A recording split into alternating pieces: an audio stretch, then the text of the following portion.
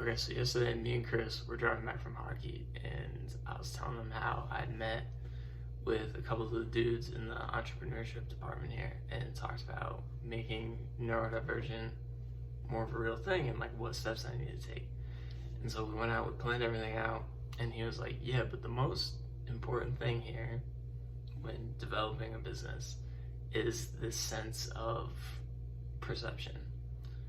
And you essentially have to perceive yourself as the master of whatever your product is. You know, the best option to create, or the best option to choose whenever someone wants to improve their mental health or improve their creativity. You have to perceive yourself as that, so they perceive yourself as that. And he was like, it's not a facade, it's not a, you know, like a gimmick or like something lame and narcissistic where you're like, oh, I'm the best. It's just like this sense of, you know, self-confidence and trust and self-belief and all of this stuff that we've talked about like the last couple of videos.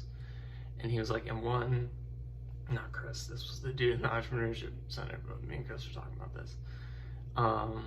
He was like, the one thing that you can do to help yourself with this is to write down like the identity you want to be perceived as.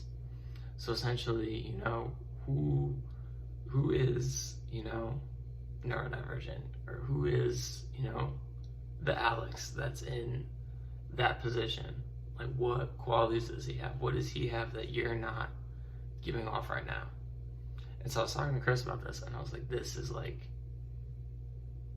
the hardest part, really, you know? I mean, it's not that hard to build a business. It's not, you just throw some shit up online, but to get people to actually come and to trust you, you have to trust yourself. And a lot of the time, that's the hardest thing to do. And I remember Chris was just like, yeah, but like once you do though, you can expand so much from that. And so I was thinking about it, and I was like, okay, he's right, obviously. And I knew he was right, but like, you know, my brain needs to like sit with it and be like, But, you know, you look on it and you're like, okay, you know, what can I start doing, or even start just like faking, just to convince myself that I am, you know, where I'm supposed to be, that I'm doing what I need to do, like all of this stuff. And you look into it and you're like, okay, maybe this isn't that hard. You know, maybe 90% of people that are successful just kind of fake their way there. And then you, like, especially now with the internet, like, you don't really need any talent, you just need confidence. You gotta have a story that people like, you gotta have confidence, and you gotta be maybe a little persuasive, but not really. Like, you don't have to be a dickhead about it. So the more I like looked on it, I was like, okay, this is interesting stuff. But on top of that, another thing Mitch said was to act with intention.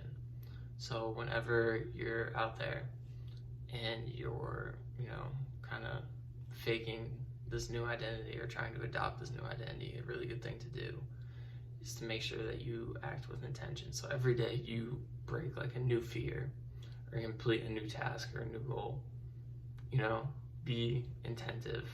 I don't even know if that's a word, but I'm gonna say it is. Be attentive every day. And then the more attentive you are, the more success you'll have, and the more you'll build up the actual self-confidence and resilience for this kind of, you know, identity that you're trying to adopt. And like when you say it out loud in like plain and simple terms, it doesn't sound that hard or that confusing.